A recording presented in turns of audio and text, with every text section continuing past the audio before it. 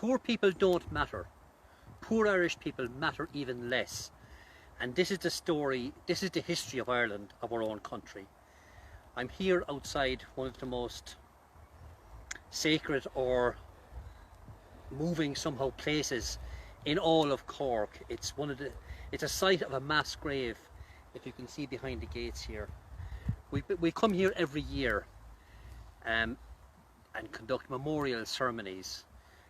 On this plot here, this is a 5-acre site. There's 30,000 people known to have been buried in a mass grave, just holes in the ground, pits that were dug. The site here was opened in 1842 when other mass graves throughout Cork City were full, and public outrage demanded that no more bodies be packed, and I mean literally packed into them.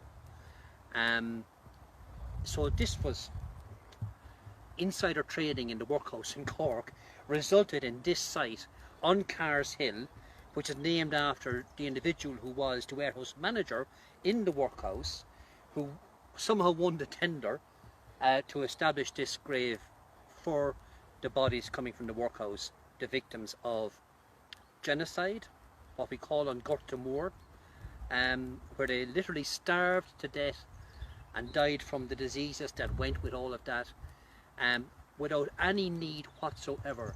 Ireland in those years, in the 1840s and 50s, produced an abundance of all kinds of food, but because one crop failed, potatoes, which wasn't even a native crop to Ireland, because one crop failed, several million people in Ireland died, several millions, and several millions more emigrated. It's thought the population of our country was halved, at least over that decade. So the purpose of today's video is to invite you. Everybody is invited to come here. Now, I know people up and down the country can't race to Cork, but these mass graves exist all over Ireland. There are several in Cork, and this is the biggest one now in Cork City. But people should go and remember what happened to our ancestors. Like, one of the peculiar things about the people buried here is, believe this or not, it's true, we don't know what their names were, because the Poor Law Commission issued an instruction in early 1842 to the local poor law unions to say, stop taking names, there are too many people dying. So I said, poor people don't matter. That's a fact. That was true back then, it was true in centuries beyond that, and it's true today. Poor people don't matter. While Ireland today produces buckets and buckets of wealth, we're in the top echelon of rich nations on earth. Our country has more resources than anybody could possibly wish for. In fact, more than most of us are even able to wish for, because we don't know. But still today, people are in hardship in Ireland and are driven further and further into poverty and so on. So I want to highlight a particular thing today to demonstrate that the psyche and the mindset of the powers that be today is absolutely no different than it was 175 years ago. It's 175 years now since Black 47, the worst year of deaths during that genocide period. And to demonstrate that mindset, despite repeated requests from the likes of ourselves, we have a memorial project group here in Cork, and others in different generations and currently around the country who've asked for this. This plot here, you see this big standing cross. This was erected through the voluntary work of one individual, a man called Jack Sorensen, who was a taxi driver, who said we should do something to mark this. Not one penny was spent by Cork City Council, by Cork County Council, or by our government or state. Not 1 cent. And that's here. But think, before that big high cross was put here, I don't know if the camera wants to sweep, you can look over this more than 5-acre site and you won't find a single cross. Not one. And if you were to go to the other large mass grave in Cork, which is St. Joseph's Cemetery down in Ballyfihan, a smaller area, but with 10,000 bodies, for example, packed in, again, nameless, the poorest of the poor, who were literally packed in to get more into the graves. No cross was erected there, and not only was no cross erected there, The only thing they did in recent years at Ballyfihan in St. Joseph's Cemetery was they erected a memorial stone in some kind of marble or granite. And what's the biggest thing written on that stone? The name Michael D. Higgins, because he graced us with his presence here in Cork 3 or 4 years ago.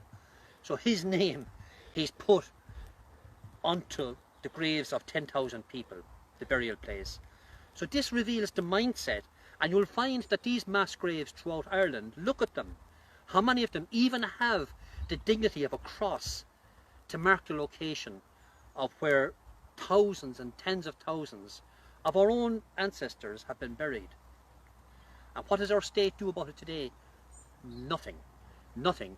You know, 100 years ago when our state was established, which itself was a betrayal of another sort, scéile ar fada sin agus leabhar míid faoi méid an tella. Ach, when the state here was founded, do you know, in the subsequent years, when all these landlords who had driven people from their lands and presided over the genocide of on Gorta Moor, do you know when they lost their estates and returned to England, our state compensated them with every penny. We bought the land back that they had stolen. Do you know that? The big houses that were abandoned, we paid them. Our state paid them for every penny of it. But that our state today would not put even a cross, would not assist us as a memorial project group to try and do something to memorialise, or to have a garden that we can sit in and contemplate and understand what happened. They won't even spend a penny doing that. It tells you their mindset that 175 years in what's supposed to be an independent country, we still can't respect ourselves. And whilst we cannot respect ourselves, we can respect nobody else. Respect begins with one's own self. And these are memorials which show you the problem facing the Irish people today. It's a major one. We need to grasp back our own self-respect for ourselves and our own ancestors, for their dignity and for our own. So anyway, be Camora, be Sharmanis Queenocon going, Binche going ar an dara downach the me man for Gachain Blian and so. And there'll be some prayers said, there'll be some music, some recitations, and people will mix and contemplate and pay respect to our own. So biggie linger and law, agus denigin would kierne liverdol a food na tira, na siavana shaw a mar an giana. Thank you.